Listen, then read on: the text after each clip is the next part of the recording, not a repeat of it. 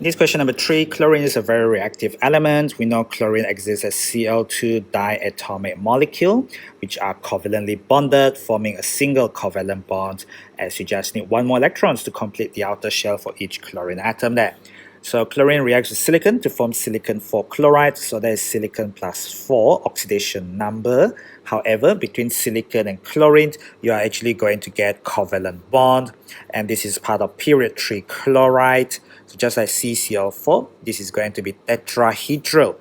4 bond pair and 0 lone pair, the 4 bond pair repel equally. Tetrahedral, 109.5 degree geometry then, easily hydrolyzed in water.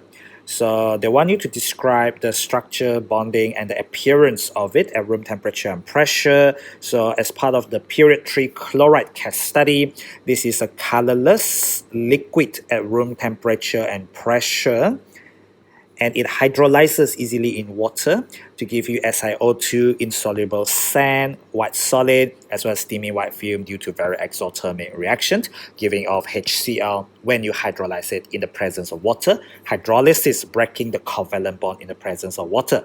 So what is the structure and what is the bonding there? The structure is going to be simple covalent structure, or you can call it simple molecular structure. But what is the bonding? So the bonding is going to be, you have strong covalent bond. So this is covalent bond between the Si and the Cl. But you also have weak induced dipole, instantaneous dipole, or you can call it London dispersion forces, and this is between the molecule. Okay, this is between SiCl4 molecules.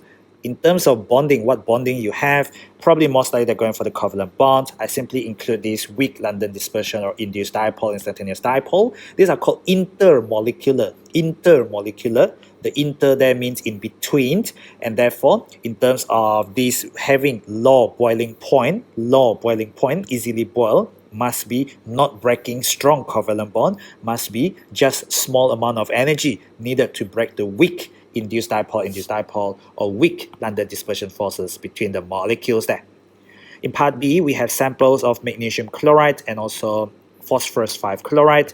Phosphorus 5 chloride, again, is one of those like the silicon 4 chloride, is that this is nonmetal and nonmetal. They are not actually going to form ionic chloride. Instead, what I get is It's a simple covalent structure. So at room temperature and pressure, so what do we have here? The magnesium chloride is going to be a solid. This is an ionic solid with a giant ionic structure. So PCl5 there. So PCl5, let me think about this. Actually, having said that, there is something very important about PCl5, is that it actually exists as PCl4 plus and also PCl6 minus, and as such, despite it having covalent bond within the structure, but then as a solid state, it will have a high melting and boiling point as a solid because of its ionic structure. It has high melting point as a solid, as you need to break the strong ionic bond between the oppositely charged ions. And in fact, part of the case studies of these chlorides of period 3, just like the oxides of period 3, just like the elements of period 3, we're supposed to know that, it's a solid, it's a white solid as well. So both of these are white solid. So magnesium chloride, white solid, phosphorus chloride, white solid, as they both do not contain any transition metal. So they're just going to have quite boring color of white there. One similarity in observation, on addition to cold water, they both get hydrolyzed. They both hydrolyzes in water. It's just the rate of hydrolysis in water is different. The reaction is called hydrolysis because you're going to break the covalent bond within the PCl5, and you also have some sort of covalent bond between the magnesium and the water molecule. As the magnesium ion get hydrated, we are going to hydrolyze the magnesium and the water complex. So we talk about the Mg H2O 6 2 times like this. In the presence of water, you're going to get Mg, and now you're left with 5 water. But now one of the water will break the OH covalent bond, and that will now give you the overall stuff, plus 2 charge, minus 1 charge. This is now plus, and where goes the H plus? Because you break the OH covalent bond, that's why it's called hydrolysis. That will be picked up by the lone pair on the H2O, you get H3O plus. This is around pH 6.5, it's very, very weak acid, so there is pH 6.5 there. PCl5, on the other hand, very strongly acidic, so PCl5 hydrolyzes in water rapidly to give you, well, something which is phosphorus plus 5 oxidation number as well. So that has got to be your PO43 minus, as that is your phosphorus plus 4 times minus 2. This is the oxidation number of oxygen in a compound or in an ion when it's bonded to something else. Oxidation number of ions depends on the charge of the ions. So the oxidation number of the ion is minus 3. It's a result of the individual oxidation number of phosphorus and 4 times the oxygen.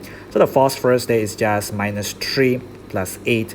Each phosphorus is plus 5 there. That is how I know, since when you hydrolyze this in water, you do not get a redox, you get an acid-base reaction. Combine that with H plus and PO43 minus give you H3PO4, year 9 chemical formulation.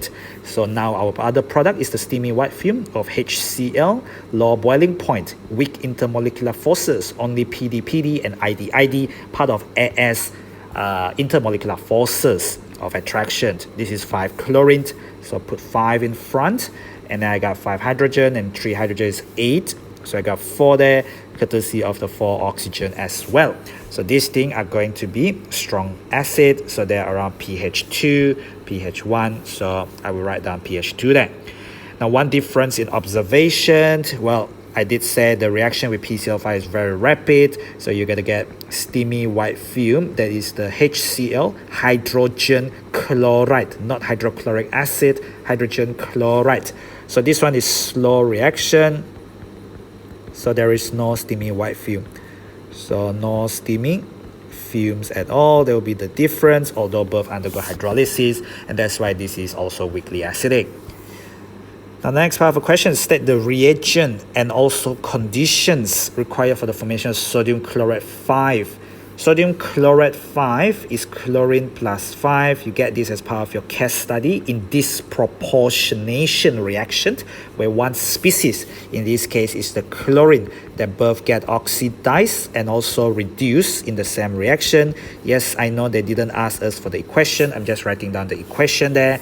I'm running out of space there, but anyway, so this is chlorine plus 5, this is chlorine minus 1, this is chlorine 0. I think I better move the equation down there. They didn't ask for the equation, so actually they asked for the equation down here because this is the reaction being described as disproportionation, so it's good that I'm writing down the equation anyway. Na plus and ClO3 minus give you NaClO3. This is chlorine plus 5, as the overall charge is minus 1, equal to chlorine plus 3 times minus 2, so each chlorine is plus 5 oxidation number there.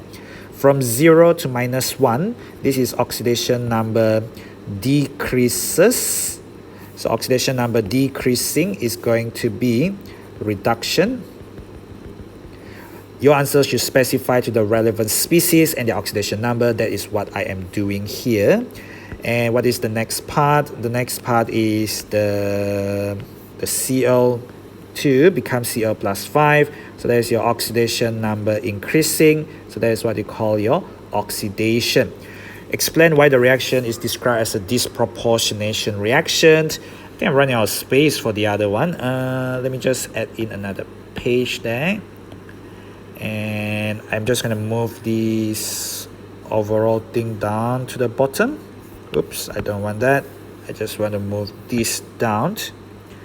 Okay, so explain why is it disproportionation. Cl2 is both oxidized and reduced in the same reaction. That's the definition for disproportionation. I already shown the changes in oxidation number there. The equation is not balanced. So 0 to minus 1 is minus 1. 0 to -1 is -1. I do it in pink. And then from 0 to +5 is +5. So the changes in oxidation number must be balanced. So what I can do that is I multiply that by 5. I multiply that by 1. This is lowest common multiple, primary school mathematics. So the -1 in pink have to be multiplied by 5. That's how I get 5 NaCl. And this is multiplied by 1. That's how I get 1 NaClO3. Now the changes in oxidation number is balanced. 5 and 1 is 6. So I need 3 CO2. 5 and 1 is 6 sodium, so 6 NaOH. Now looking at the oxygen is not a good place because there is oxygen there and oxygen there. Hydrogen, there are 6. There are 3 there. So sorry, there's 2 already in the H2O. I needed 3 H2O to give me 3 times 2, which is 6 hydrogen. This is how we balance this particular disproportionation reaction using changes in oxidation number as stated in the AS redox syllabus.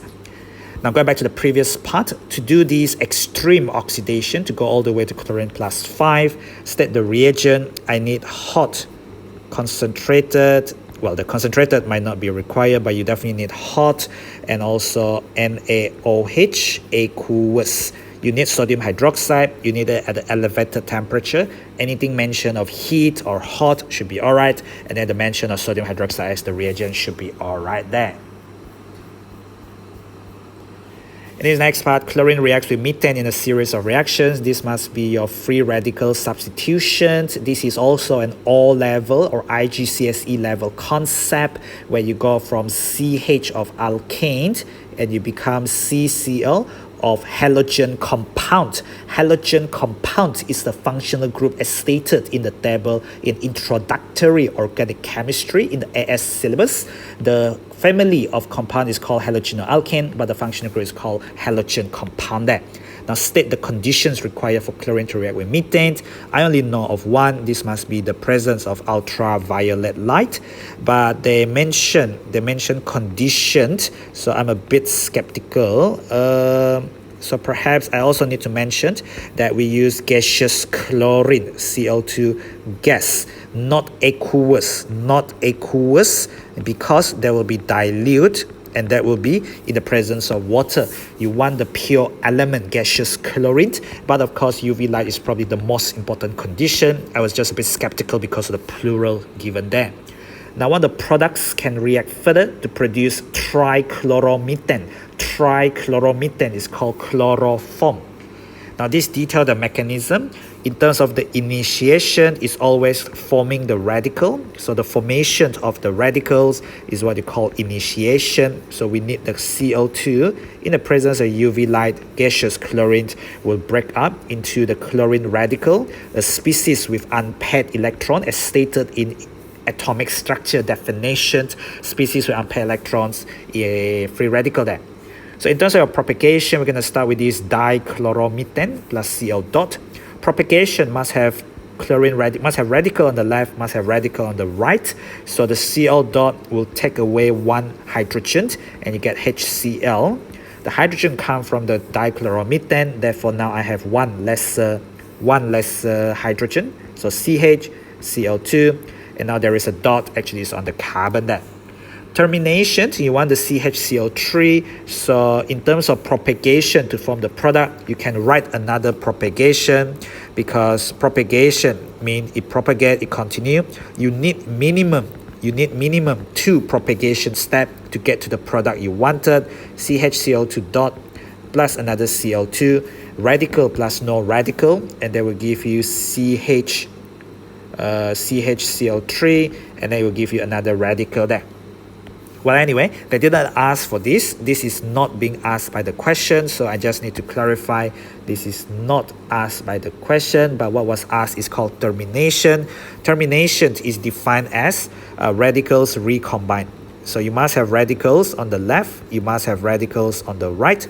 So what I have there is your CHCl2 dot combining with Cl dot such that you get altogether CHCl3 there.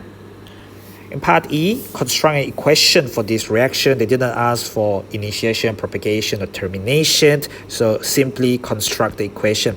CHCl3 plus HF. What we're going to get is CHCl F2 what we've done is we replaced 2 of the chlorine with fluorine, and this is a double substitution. Replace 1 chlorine, replace the second chlorine, I'll be left with HCl.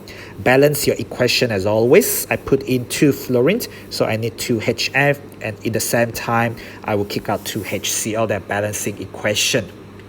In part F, the last part of this question, X is a product of substitution. So now you substitute with Br2 from this CHClF2 with Br2. There is only one naturally occurring, so that is fluorine 19, that is okay. But then we have this peak at 164, 166, and 168. So looking at 168, there is only one isotope of chlorine, but we got chlorine and bromine, but fluorine only one isotope. So here we can see that we write show the mass number, because mass spectrum or mass spectrometer, the instrument, can pick up isotopic mass. And if your isotope happen to be chlorine 37 or bromine 81, they can get picked up like that. What could be the other potential 2 molecular ion? So you know about chlorine isotope as stated in the AS mass spec case study. Chlorine 35 is to chlorine 37 is 3:1, and this is in contrast to bromine 79 is to bromine 81, which is 1:1 or 50% ratio for each isotope there. If we look at the formula, CF2, so there is 19 times 2 for the 2 fluorine, plus 12 there, that gives you 50. So 50 from the CF2, and then I have the 37, and then I have the 81 from the other 2. If you add them up, you will get, well, you get 168. So we're also going to get 50. So that means that we have CF2. We're also going to get 50. We're going to get CF2. This is a difference of 2. So really, we are taking away 2. So you think about taking away 2. These are the 37 chlorine, 81 bromine. These are the heavier isotope. So if I go taking away 2, I could either take away the chlorine 37 and become chlorine 35. So what I'm saying is I could get chlorine 35, but I will keep bromine 81. So I could get 35 plus 81. So 50 plus 35 plus 81 give me 166 there. So there's the mass number. But everything in the mass spec must have a positive charge. So I put a positive charge. However, just now I decreased the 37 to 35. I could also decrease the 81 to become 79 without touching the chlorine. So I could potentially also get another different answer, because the question say all the molecular ion, not just one possibility, but they want all the molecular ion. So I could get that. Let me show what this one is. So that one is for that. I could also get the other potential answer, which is not going to be chlorine 35. As I mentioned, it will be reducing the bromine now. What I mean is decreasing this number, 81 to 79. So I have a lighter isotope, but I don't change the chlorine, and that becomes 37 still. So having said that, what we have there is going to be 50 from the CF2. And then what you're going to add is you're going to add in the 37, you're going to add in the 79. If you press your calculator, you will get the exact same 166. So these two will overlap. These two will overlap at the same mass. They will not be able to be differentiated, but the question says complete the table to show all the molecular ions there. So for the 2 marks, you probably get penalized if you don't show all the ions there. So for 164, what we can do is we can go for the lowest, which is the chlorine. Taking away 2 become chlorine 35. So that is chlorine 35, so the lighter chlorine. But there's a difference of 4, so I must also take away the 81. And I use the lighter isotope of bromine, which is 79. Everything in the mass spec has a plus charge. So again, that is 50. And what am I doing? I am adding 35 and I'm adding 79. So you can press your calculator and you should get this particular 164 there. Just double checking. Yep, I do get 164. So the trick there is the trick there is to play around with the isotopic mass and also knowing your syllabus about these isotopic abundances of chlorine 35 to 37, bromine 79 to bromine 81. That's it for that 2 marks question. And that's it really overall for this 15 marks question there.